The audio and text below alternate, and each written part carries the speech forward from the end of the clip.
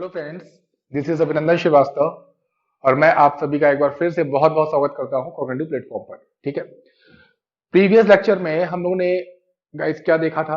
Previous lecture में हम लोगों ने नंबर सिस्टम के क्वेश्चंस को सॉल्व किया था, बहुत सारे हमने ट्रिक्स देखी थी। ठीक है, और उसके अकॉर्डिंग हम लोगों ने क्वेश्चंस को सॉल्व भी किया था। तो अगर हम टॉपिक वाइज पढ़ते हैं, टॉपिक वाइज चलेंगे तो काफी समय लगेगा। तो मैंने ये चीज सोची है ये कि आपको जो है कुछ ऐसे क्वेश्चंस जो अक्सर पेपर में पूछ लिए जाते हैं, तो उनकी एक सीरीज हम कराने के लिए मैंने आपसे कहा भी था।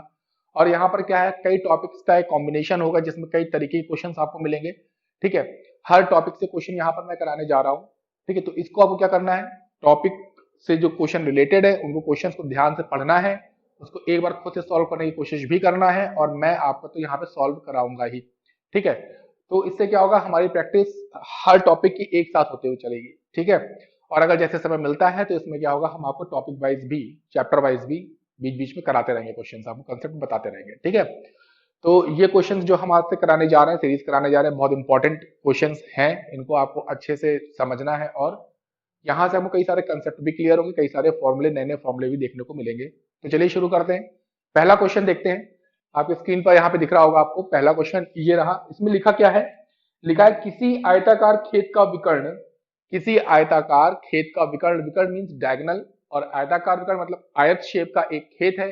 ठीक है, मतलब रेक्टेंगुलर खेत है, और उसका एक विकर्ण डायगोनल आपको दे रखा है 17। कितना दे रखा हुआ है, 17 मीटर आपको दे रखा है इसका डायगोनल।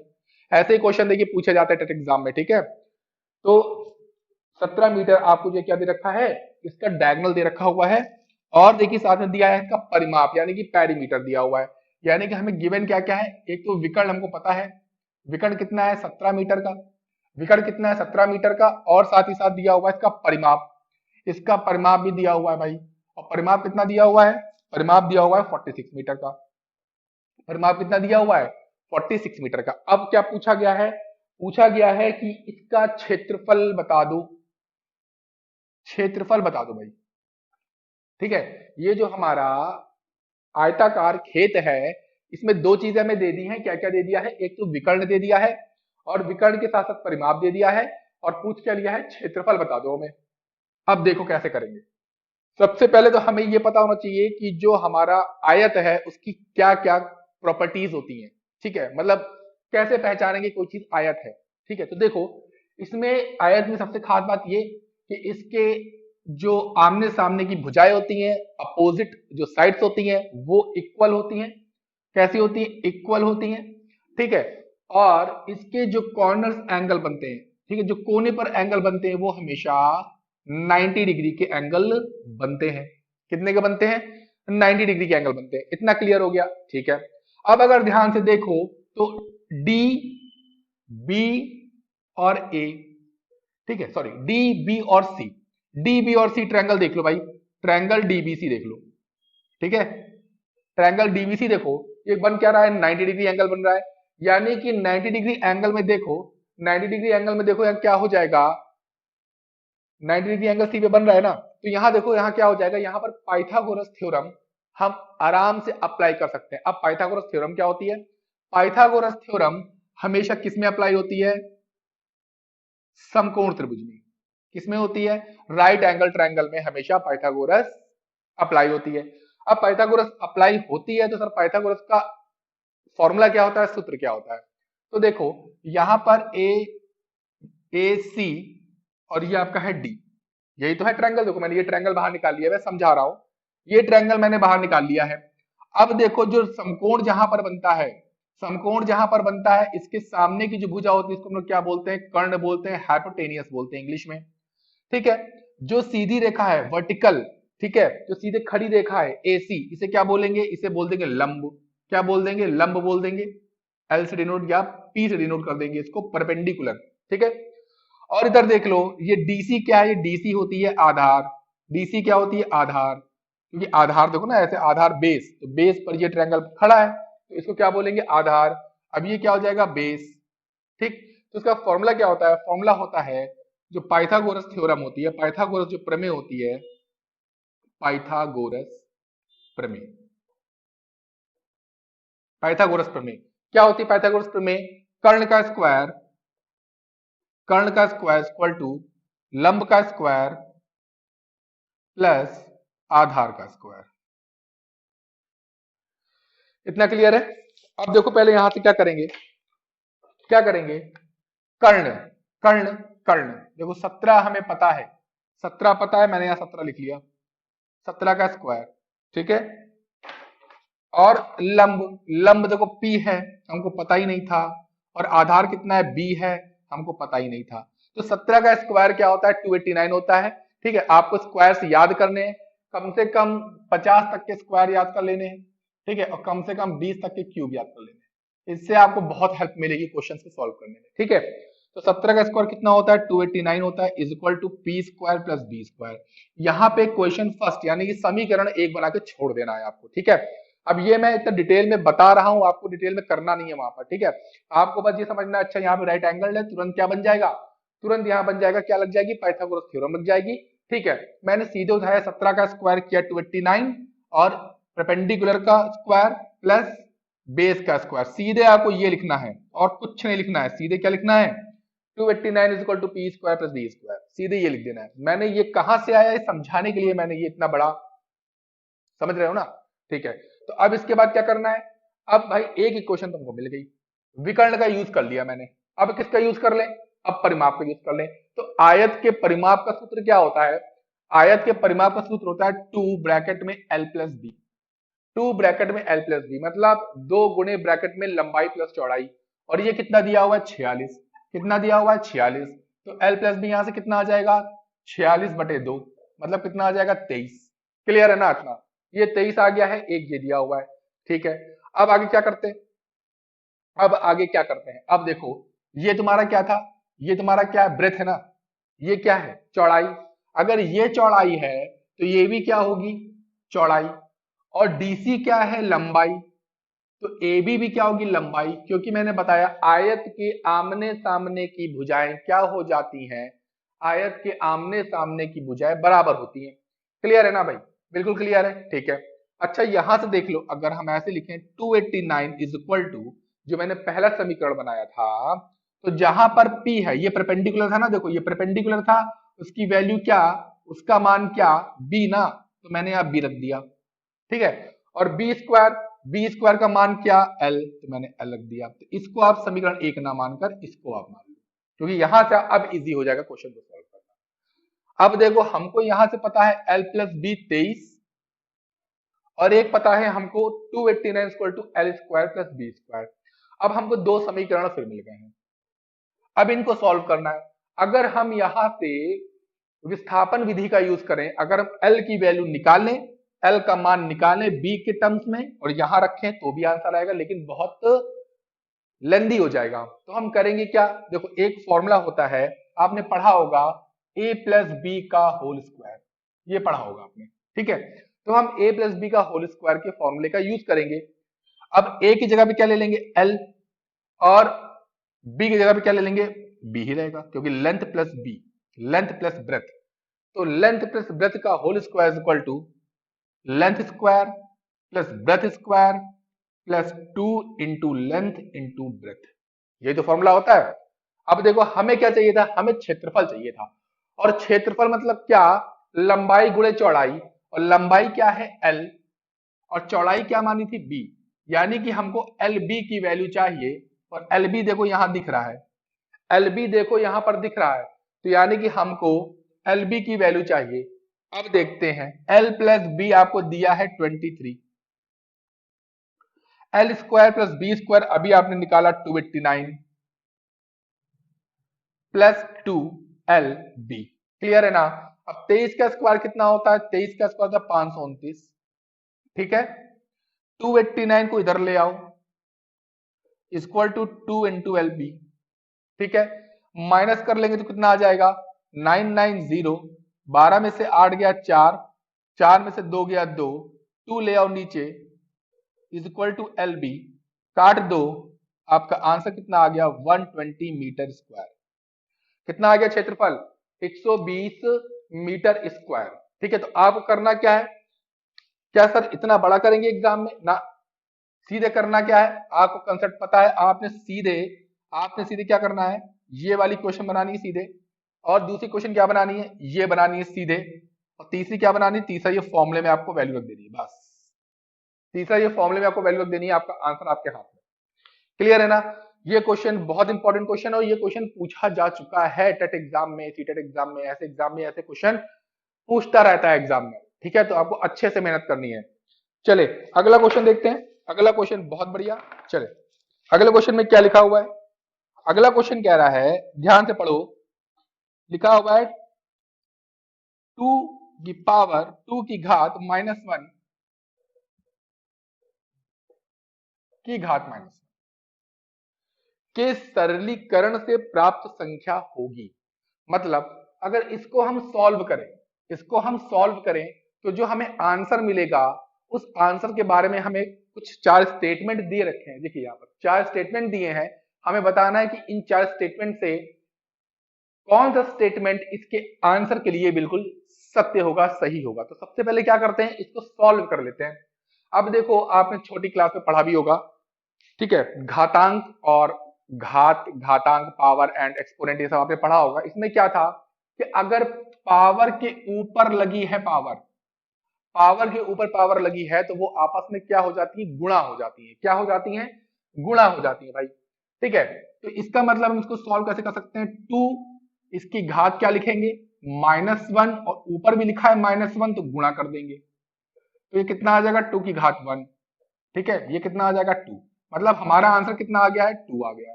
एक बात और ध्यान रखना, यही हम बता दें, अगर किसी भी वेरिएबल की घात या किसी भी कांस्टेंट की घात, मतलब किसी भी अंक की घात, किसी भी संख्या की घात, या किसी भी चर पद की घात, मतलब x y z a b c, किसी की भी घात अगर 0 लगी है, जैसे लिखा है a b c की घात 0, लिखा है 189 की घात 0, लिखा हुआ है 125 की घात 0, या लिखा है 12z की घात 0, इन सब का मान कितना होता है, 1 होता है। ध्यान रखना हमेशा, घात अगर 0 लगी है तो मान कितना हो जाएगा, 1 हो जाएगा। ठीक है, ये हमेशा ध्यान रखना है।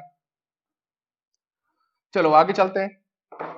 अब क्या दे रखा है कि भाई 2 आ गया है सर, 2 तो मिल गया है हमको, अब क्या। तो अब देखो 4 ऑप्शन लिखे हैं, क्या लिखे हैं, क्या ये एक अभाज्य संख्या होगी, क्या ये एक अभाज्य संख्या होगी, और क्या लिखा है, क्या ये एक सम संख्या होगी। मैंने बिल्कुल बताया है कि जो 2 है ये क्या है, मैंने बताया था 2 सबसे छोटी, सबसे स्मॉलेस्ट प्राइम इवन नंबर है। मैंने बताया था ना, स्मॉलेस्ट प्राइम इवन नंबर है, स्मॉलेस्ट प्राइम इवन नंबर है। समझ रहे हो ना, ये क्या है, स्मॉलेस्ट प्राइम इवन नंबर है। इसका मतलब सबसे छोटी सम अभाज्य संख्या है। क्या है, सबसे छोटी सम अभाज्य संख्या है। तो हमारे शुरू के 2 ऑप्शन तो मैच कर गए। लिखा हुआ है कि अभाज्य संख्या है, बिल्कुल भाई ये अभाज्य संख्या है, और ये सम भी है। आगे लिखा है मल्टीपल ऑफ 2, 2 का गुणक, मल्टीपल ऑफ 2 और 2 का गुणक है, बिल्कुल सही है। ठीक है, ये 2 का गुणक भी है। मैंने बताया था मल्टीपल्स और फैक्टर में क्या डिफरेंस होता है। ठीक है, तो ये 2 का क्या है, गुणक भी है, मतलब ये 2 जो है 2 को काट भी देगा, पूरा पूरा डिवाइड भी कर देगा। तो भाई 3 ऑप्शन सही हो गए शुरू के। अगला लिखा है ऑड नंबर, विषम संख्या है, ये ऑड नंबर है, ये ऑड नंबर है, ऑड नंबर तो नहीं है, ये तो इवन है भाई, ये सम है। तो यानी कि शुरू के first, second, third, third option हमारे, यानी कि आपको ऑप्शन में कैसे लिखा होगा, आप देख भी रहे हो, जो आपका डी ऑप्शन है ए बी सी, ये आपके तीनों स्टेटमेंट इस 2 के लिए बिल्कुल सही साबित होंगे। क्लियर है ना, क्लियर है, ठीक है। आगे चलते हैं, आगे चलते हैं, आगे चलते हैं। लिखा हुआ है अगला क्वेश्चन, देखो आप ध्यान से, लिखा हुआ है कि इसमें कौन सा स्टेटमेंट सही है, इसमें कौन सा कथन सही है। ठीक है, तो पहला कथन क्या लिखा हुआ है, सबसे छोटी अभाज्य संख्या 1, मतलब स्मॉलेस्ट प्राइम नंबर इज 1। ठीक है, क्या ये सही है, अभी बताया मैंने, स्मॉलेस्ट प्राइम नंबर क्या होता है, स्मॉलेस्ट प्राइम नंबर क्या होता है, 2 होता है। क्या होता है स्मॉलेस्ट प्राइम नंबर, 2 होता है। इससे हम बोलेंगे स्मॉलेस्ट प्राइम इवन नंबर भी बोल सकते हैं, बोल सकते क्या है, बोलेंगे, बिल्कुल सही है। स्मॉलेस्ट प्राइम इवन नंबर, सबसे छोटी, ठीक है, अभाज्य सम संख्या क्या है, 2 है। तो पहला स्टेटमेंट तो हमारा गलत हो गया, इसमें तो 1 कह रहा है, 1 तो नहीं होगा भाई, 1 नहीं होगा, क्योंकि 1 के डिफरेंट फैक्टर होते ही नहीं है, तो कहां से हो जाएगा। अगला क्या है, एक भाज्य संख्या विषम हो सकती है, एक भाज्य संख्या विषम हो सकती है, मतलब पहले स्टेटमेंट लिख लेते हैं, एक भाज्य संख्या विषम हो सकती है। क्या ये हो सकता है? भाज्य मतलब कंपोजिट, ठीक है, और विषम मतलब जो दो से ना कटे। तो ऐसा कोई नंबर जो कंपोजिट भी हो और दो से ना कटे, क्या ऐसा हो सकता है? बिल्कुल ऐसा हो सकता है। हमने आपको लिखाया भी है, बताया भी है कि सबसे छोटी भाज्य और विषम संख्या कौन सी है? 9। क्योंकि देखो ये भाज्य इसलिए है क्योंकि कंपोजिट नंबर क्या होता है? जिसके दो से ज्यादा गुणनखंड होते हैं, मोर देन 2 फैक्टर्स होते हैं। जैसे मैंने लिखा है, इसको 3 से भी कटेगा, ये 9 से भी कटेगा, ये 1 से भी कटेगा, ठीक है। तो क्या हो गया? मोर देन 2 फैक्टर्स हो गए, ठीक है। इसलिए और डिफरेंट भी है, और साथ साथ क्या है? डिफरेंट भी है, अलग अलग भी है। इसका मतलब ये क्या हो गया? ये तो भाई आपका भाज्य संख्या हो गई, भाज्य संख्या हो गई है। लेकिन लेकिन विषम, बिल्कुल विषम भी है, क्योंकि ये दो से तो कटेगी नहीं, और जो संख्याएं, जो नंबर दो से नहीं कटते हैं, वो क्या होते हैं? विषम होते हैं। तो इसका मतलब हमारा दूसरा स्टेटमेंट बिल्कुल सत्य है। तीसरा स्टेटमेंट देख लेते हैं, कोई सम अभाज्य संख्या नहीं है, कोई सम सम और अभाज्य संख्या नहीं है। क्या ऐसा हो सकता है? कोई सम अभाज्य संख्या, अरे भैया दो हो तो सकती है। देखो ये सम भी है और पहली अभाज्य संख्या भी है, इसमें कह रहे नहीं हो सकती। स्टेटमेंट देखो, कह रहे सम अभाज्य संख्या हो ही नहीं सकती, कोई है ही नहीं। अरे हम कह रहे ना है, ये देखो 2, ये 2 क्या है? सबसे छोटी सम अभाज्य संख्या। और क्या बोला है? अभाज्य संख्याओं का योगफल सदैव अभाज्य संख्या होती है। अभाज्य संख्याओं का योगफल सदैव अभाज्य संख्या होती है, ऐसा तो नहीं है। हम अभाज्य लेते हैं, एक 5 ले लिया, ठीक है, अभाज्य, और एक 3 ले लिया अभाज्य, ठीक है। ये दोनों कैसे हैं? प्राइम नंबर्स हैं। क्या इनका सम भी अभाज्य होगा? लो 8 आ गया। अब 8 आ गया है तो 8 तो अभाज्य नहीं है। 8 क्या है? 8 है भाज्य। क्यों? 2 से कटेगा, 4 से कटेगा, 8 से कटेगा, 1 से कटेगा। और मोर देन 2 फैक्टर्स भी है एंड डिफरेंट फैक्टर्स भी है। इसका मतलब क्या है कि ये भी स्टेटमेंट हमारा बिल्कुल जो दिया हुआ है क्वेश्चन में गलत है। इसका मतलब ऑप्शन कौन सा सही होगा? हमारा बी ऑप्शन सही होगा। कौन सा सही होगा? बी ऑप्शन सही होगा। चलें आगे चलते हैं, ठीक है। अब आगे लिखा हुआ अगला क्वेश्चन देखें, एक बहुभुज के अंतः एवं बाह्य कोणों का अंतर। तो पहले ये समझ लेते हैं बहुभुज क्या होता है। देखो बहुभुज को इंग्लिश में बोलते हैं पॉलीगॉन, ठीक है। जब हम मोर देन 2 साइड्स को, मोर देन 2 साइड्स जब एक दूसरे से मीटअप करती हैं, ठीक है, और कोई एक शेप प्रोवाइड करती है, तो उसे हम पॉलीगॉन बोलते हैं। जैसे मोर देन 2 साइड्स बोला है, पॉलीगॉन बनने के लिए मिनिमम 3 साइड्स का होना बहुत जरूरी है। 3 साइड्स के बिना क्या होता है? पॉलीगॉन बन ही नहीं सकता। क्यों? क्यों नहीं बन सकता? क्योंकि जो हमारा फिगर हमको मिलेगा, ठीक है, अगर 3 साइड से हम कम साइड लेते, जैसे मालूम है 2 साइड ले ली, 2 साइड ले ली मैंने, ये देखो 2 साइड ले ली है, तो ये क्या हो रहा है? ये पॉलीगॉन नहीं फॉर्म करेगा। क्यों? क्योंकि पॉलीगॉन जो होता है वो एक क्लोज फिगर होता है। वो क्या होता है? क्लोज फिगर होता है, ठीक है। लेकिन यहाँ क्या, जो ओपन है, देखो ये खुलेगा, ये तो खुला हुआ है पूरा, ये पूरा क्या है? खुला हुआ है, तो ये हमारा बहुभुज नहीं कहलाएगा, ठीक है। अब ये हो गया हमारा बहुभुज। सबसे छोटा बहुभुज हमारा पूछा जाए तो कौन सा होता है? तो त्रिभुज होता है, ट्रायंगल, ठीक है। Triangle is the smallest polygon. इसके बाद चतुर्भुज आता है, फिर पंचभुज आता है, फिर षष्ठभुज आता है, ठीक है। ऐसे करके जो है हमारे पास पॉलीगॉन बनते हैं, ठीक है। आपने पढ़ा होगा डेकागन, नोनागन, ऑक्टागन, हेप्टागन, हेक्सागन, ठीक है, पेंटागन, क्वाड्रिलेटरल, ट्रायंगल। तो ये सब क्या है? ये सब हमारे क्या है? पॉलीगॉन है, बहुभुज है। अब कभी कभी इसमें आ जाता है कि बहुभुज के प्रत्येक अंतः कोण का मान बता दीजिए, बहुभुज के प्रत्येक अंतः कोण का मान बता दीजिए, और बहुभुज के प्रत्येक बाह्य कोण का मान बता दीजिए। तो कभी कभी सीधे क्वेश्चन पूछ लेता है। तो पहले हम ये जानते हैं कि बहुभुज के अंतः कोण का मान हम कैसे ज्ञात करते हैं। तो सभी फ्रेंड्स हमारे साथ लिखेंगे, बहुभुज के अंतः कोण का मान अगर ज्ञात करने को आ जाए तो क्या होता है? n-2 into 180 upon N. लिख ले, सभी लोग लिख लें, n-2 into 180 upon N. Sir n क्या है? n है यहाँ पर भुजाओं की संख्या। जो भी हमारे पास पॉलीगॉन बहुभुज होगा, जैसे मालूम है बस पेंटागन है, पेंटागन है, यहां नहीं बनाते हैं, यहां बनाते हैं। अगर पेंटागन है, अब इसमें पूछे जाए इसके अंतः कोणों का मान बताओ, ठीक है, तो कैसे बताएंगे? अब भुजाएं कितनी है, 1 2 3 4 5, 5 भुजाएं हैं, तो यहां रख देंगे 5, नीचे भी रख देंगे 5, कर लेंगे सॉल्व, जो आंसर आएगा वो पेंटागन मतलब पंचभुज के प्रत्येक कोण का मान आ जाएगा। अब अगर पूछा जाए कि बहुभुज के प्रत्येक बाह्य कोण का मान बताओ, मान ज्ञात करो, ठीक है। तो ये क्या हो जाता है, 360 डिग्री बटे n, ठीक है, 360 डिग्री बटे n। तो ये दोनों बहुत इंपॉर्टेंट फॉर्मूले हैं, इनको आप जरूर नोट डाउन करें। कभी कभी सीधे क्वेश्चन पूछता है, एक बहुभुज दे देगा, कह देगा भाई आपके पास चतुर्भुज है, चतुर्भुज के प्रत्येक अंतः कोण का मान बताएं। तो आप यहाँ पे क्या करोगे, 4 यहां रखोगे, 4 यहां रखोगे, अंतः कोण का मान निकल आएगा। अगर बोल देंगे कि उसी चतुर्भुज के बाह्य कोण का मान बताओ, तो 360 बटे क्या कर दोगे, n भुजाएं यहां पर आप रख दोगे, ठीक है। जितनी भी भुजाएं होंगी उतनी भी, अब जैसे मान लो ऑक्टागन कह दिया जिसमें 8 भुजाएं होती हैं, हेक्सागन कह दिया जिसमें 6 भुजाएं होती हैं, तो आप यहाँ 6 रख दोगे। अगर ऑक्टागन पूछ लिया आप यहाँ 8 रख दोगे, डेकागन पूछ लिया आप यहाँ 10 रख दोगे। बस आपको क्या करना है, भुजाओं की संख्या क्वेश्चन के हिसाब से चेंज करना है, बाकी सूत्र हमारा यही रहेगा। बहुभुज के अंतः कोण का मान कैसे ज्ञात करेंगे, तो आप यहां से क्या लगाओगे, n - 2 × 180 अपॉन n, और अगर बहुभुज के बाह्य कोण का मान ज्ञात करो ऐसा पूछेंगे तो हम क्या लगाएंगे, 360 अपॉन n, ठीक है। वहां से हम लोग किसी भी बहुभुज के अंतः कोण और बाह्य कोण को ज्ञात कर सकते हैं, ठीक है।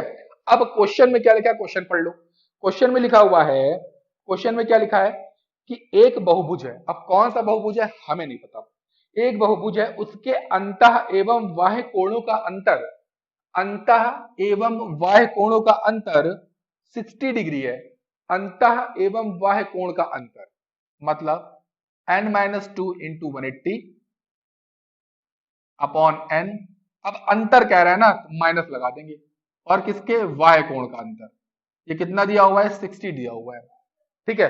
तो हमें बताना है कि भुजाओं की संख्या क्या होगी। अब देखो, दो तरीके से सॉल्व कर सकते हैं। अगर आपको जल्दी सॉल्व करना है तो आप ऑप्शन से चेक कर सकते हो। आप किससे चेक कर सकते हो, ऑप्शन से। ऑप्शन आपके पास क्या दे रखे हैं, ऑप्शन देखो क्या दे रखे हैं, 5 6 7 4, 5 6 7 4।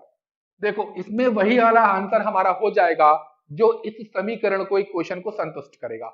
हम इसमें से वो वैल्यू ढूंढेंगे जिसको बाएं पक्ष में रखने पर दाएं पक्ष के बराबर आ जाएगा, तो वही वैल्यू हमारा क्या हो जाएगी, आंसर हो जाएगी, ठीक है। तो हम लोग चेक करते हैं, जैसे मान लो हम लोगों ने इससे पहले रख दिया 6 रख दिया, और 6 रख के चेक करते हैं क्या हमें आंसर मिलेगा। 6 रखो यहां पर, 6 - 2 हो गया 4, 180, फिर नीचे 6 रख दिया, माइनस 360, फिर नीचे 6 रख दिया, 6 रख दिया ना हर जगह। अब ये काटा मैंने, 6 × 18, 30, 4 × 12, 120, और ये किया 60, और देखो दोनों का अंतर मिल रहा है 60, मिल रहा है ना 60।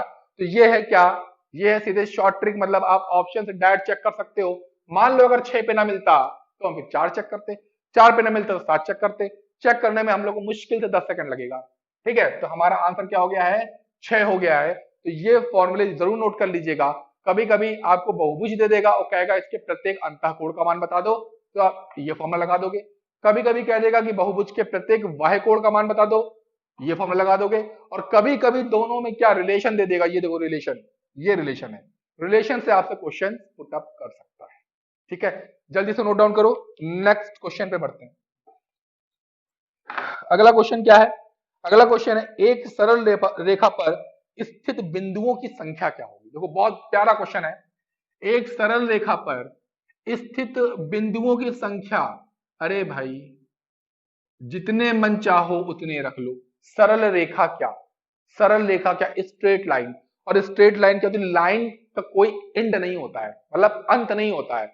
लाइन को जितनी लंबी बढ़ा ले जाओ, जितनी लंबी ले जाओ, लाइन पे बैठ के दिल्ली चले जाओ, ठीक है। लाइन जो है बढ़ती जाती है, बढ़ती जाती है। जब लाइन की कोई सीमा नहीं है, ठीक है, तो उस पे स्थित बिंदुओं की भी कोई सीमा नहीं होगी, ठीक है। अनंत बिंदु, कितने बिंदु, अनंत, ठीक है। एक सरल रेखा पर अनंत बिंदु लाई करते, अनंत बिंदु स्थित होते हैं। तो आपका आंसर क्या हो जाएगा, असंख्य।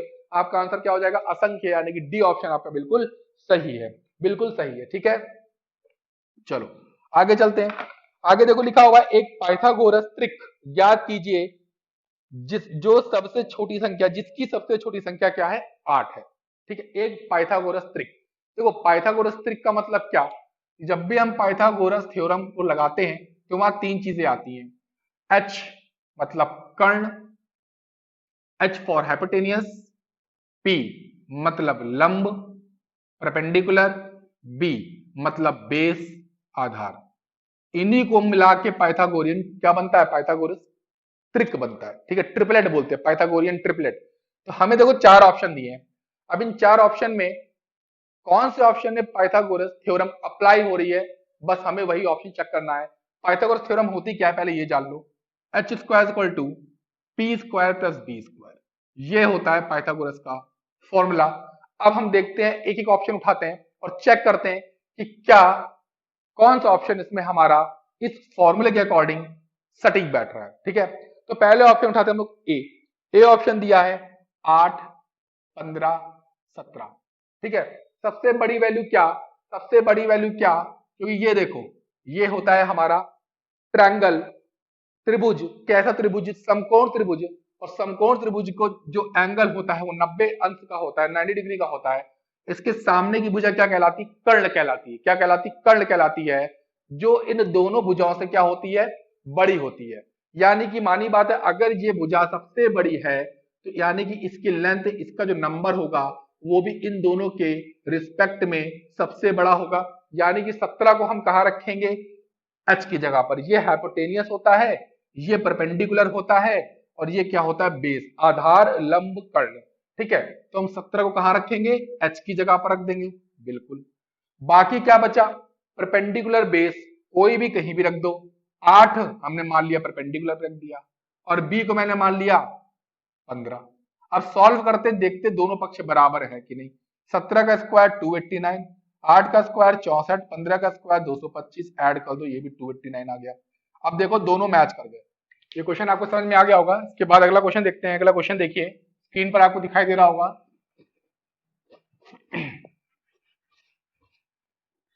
अगला क्वेश्चन ये है, लिखा हुआ है कि z का मान ज्ञात करिए यदि संख्या 4 1 7 z 8, 4 1 7 z 8, ठीक है, 9 से विभाज्य हो। किससे विभाज्य हो, 9 से विभाज्य हो, तो z का मान बता दो।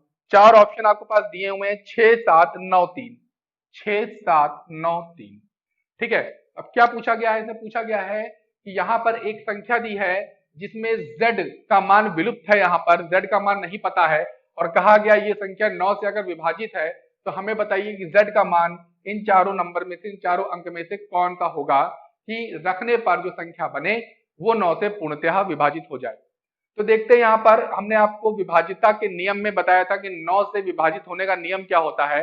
9 से विभाजित होने का नियम वही है जो 3 से विभाजित होने का नियम है, सिंपल। ठीक है, क्या होता है कि सारे नंबर्स को हम ऐड कर लेंगे और ऐड करने के बाद देखेंगे कि वो 9 से विभाजित हो रहा है कि नहीं हो रहा है। अगर हो रहा है तो वो नंबर भी 9 से विभाजित होगा, अगर नहीं हो रहा है तो वो नंबर भी 9 से विभाजित नहीं होगा।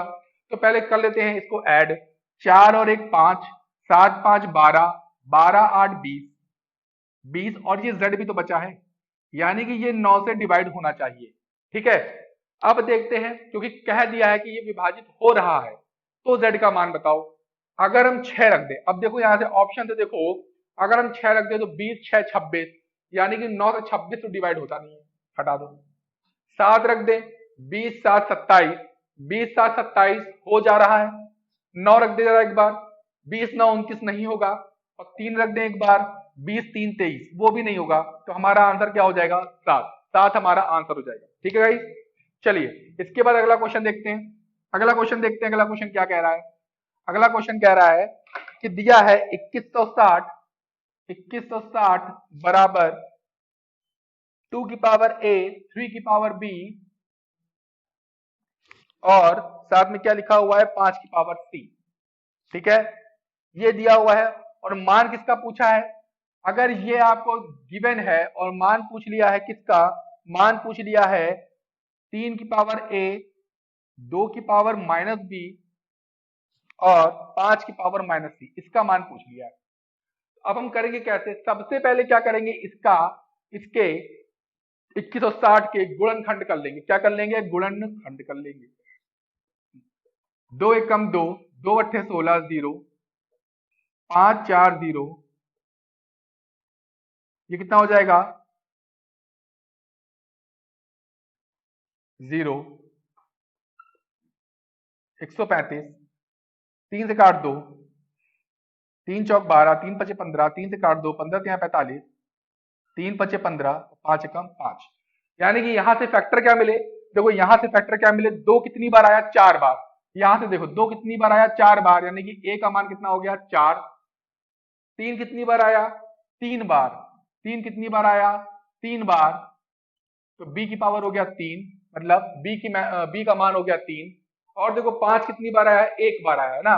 5 कितनी बार आया, 1 बार आया है, यानी कि यहाँ पर 5 का मान कितना हो गया 1। यानी कि देखा जाए, कंपेयर किया जाए तो a का मान 4 है, b का मान 3 है, c का मान 1 है। क्लियर हो रहा है ना।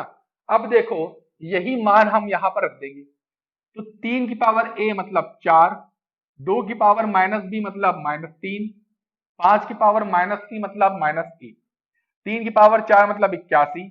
इसको नीचे लेके आएंगे जब हम किसी भी, जैसे मान लो लिखा हुआ है a की पावर -3 या -2 लिखा हुआ है, इसको जब हम 1 के बटे में लेके आते हैं, 1 अपॉन में लेके आते हैं, इसका रेसिप्रोकल करते हैं, इसका व्युत्क्रम करते हैं, इसको उल्टा करते हैं, तो नीचे आने पर क्या होता है, इसकी जो पावर होती थी, घात होती है, उसका चिन्ह बदल जाता है। अगर माइनस का है तो प्लस में हो जाता है, प्लस का है तो माइनस में हो जाता है।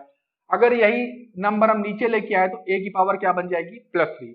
उसी तरह हम यहाँ पर 2 की पावर -3 को नीचे लेके आएंगे तो बन जाएगा 2 की पावर 3, साइन चेंज। इसी तरह इसको भी नीचे लेके आएंगे 5 की पावर 1। यहां से क्या बना, 81 गुणे 1 बटे 2 की पावर 3 मतलब 8, गुणे 1 की पावर 5, 1 बटे 5 की पावर 1 मतलब 5। यहां से आंसर क्या आ गया, 81 बटे 8 45, ये आंसर आ गया। ठीक है, चलिए अगला क्वेश्चन देखते हैं। अगला क्वेश्चन क्या कह रहा है। अगला क्वेश्चन लिखिए, एक आपके सामने फिगर बना हुआ है, इस फिगर को देखिए, मैं भी ड्रॉ कर दे रहा हूं, बहुत सिंपल है।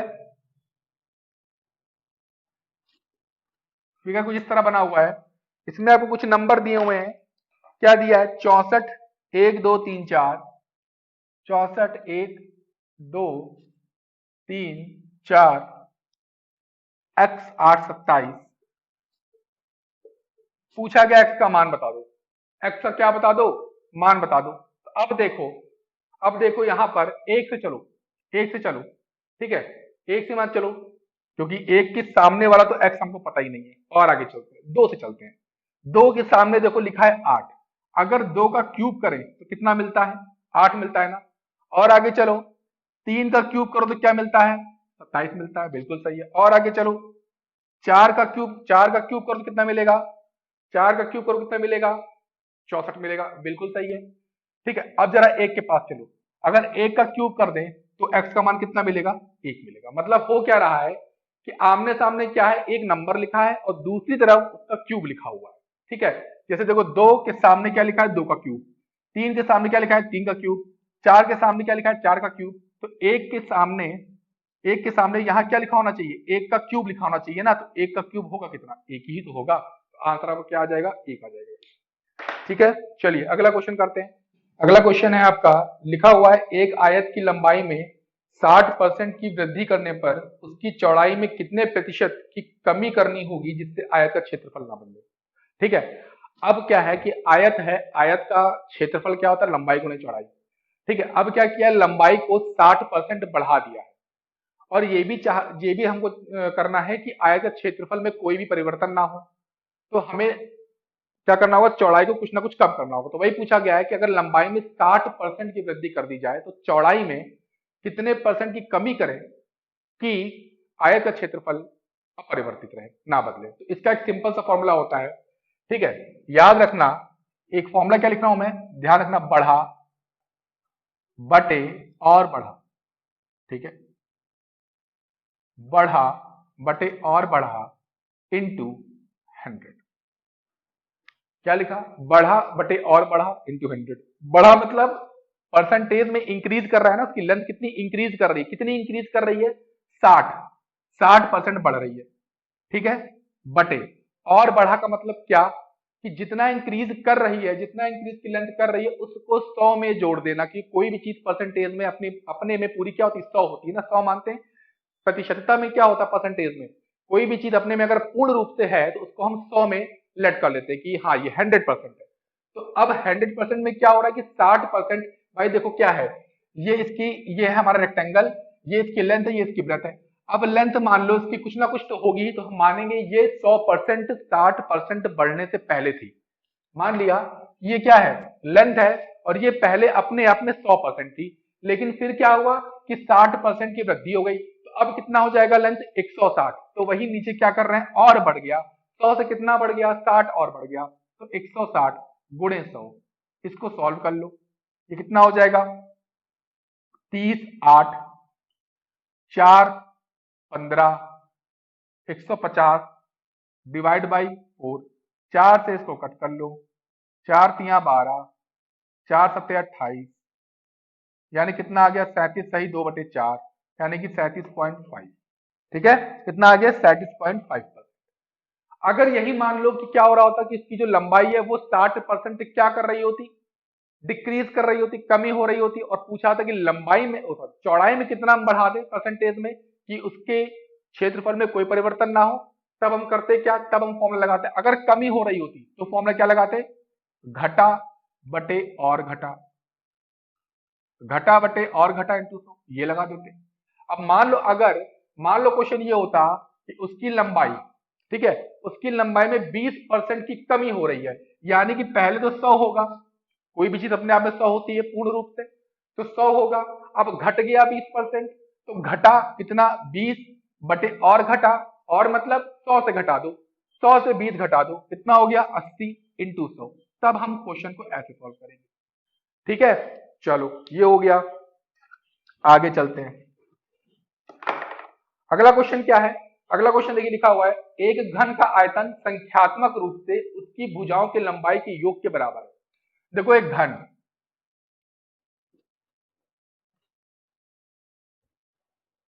ठीक है, सबसे पहले इसमें भुजाओं की संख्या कितनी होगी, भुजाओं की संख्या 12 होगी ना। अच्छा, दूसरी चीज, घन की प्रत्येक भुजा की लंबाई समान होती है, यानी कि अगर हम घन की एक भुजा को, क्यूब की एक साइड को ए लेट कर ले, तो सारी साइड कितनी हो जाएंगी, ए ए ए हो जाएंगी ना भुजा, ठीक है, सारी साइड क्या हो जाएंगी, ए ए हो जाएंगी, ठीक है। अब कहा गया है कि घन का, क्या लिखा हुआ है, घन का आयतन, घन का आयतन का फॉर्मूला क्या होता है, घन का आयतन मतलब भुजा क्यूब मतलब ए क्यूब।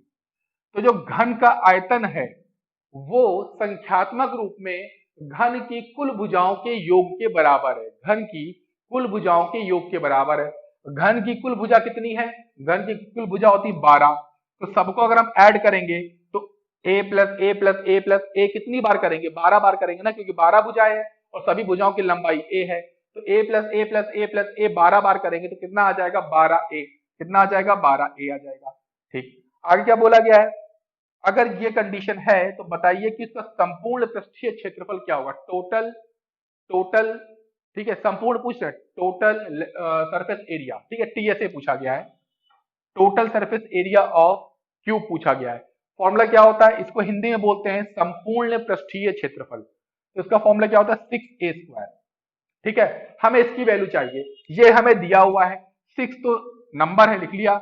अब आगे देख लेते हैं, यहां पर देखो एक ए, इधर 3a है ना, ये देखो इधर कैसे लिखे हैं, 3a लिखे हैं, इसको हम क्या लिख सकते हैं, a इंटू ए इंटू ए, 3 बार। अब एक ए से एक ए कट गया, इधर क्या बचा, a², इधर क्या बचा, 12 बचा ना, तो a² की वैल्यू क्या, 12, 12 यहां रख देंगे, 12 छंग 72, क्योंकि यहाँ पे a² लिखा था। और कभी भी एरिया निकालेंगे तो उसकी जो यूनिट आएगी वो हमेशा किस में आएगी, स्क्वायर में आएगी, किस में आएगी, स्क्वायर में आ जाएगी, लेकिन यहाँ पे यूनिट का कोई जिक्र किया नहीं गया है, इसलिए हम लोग यूनिट स्क्वायर लिख देंगे। अगर मान लो मीटर होता तो मीटर स्क्वायर लिख देते, अगर मान लो सेंटीमीटर होता तो सेंटीमीटर स्क्वायर लिख देते। क्लियर है ना, क्लियर है, बिल्कुल क्लियर है, ठीक है। तो फ्रेंड्स आज हम लोग इतना ही रखते हैं, ठीक है। इसके बाद नेक्स्ट लेक्चर में फिर से इसके आगे कंटिन्यू करेंगे और ऐसे ही बहुत से अच्छे क्वेश्चन आपको हम कराएंगे, ठीक है। तो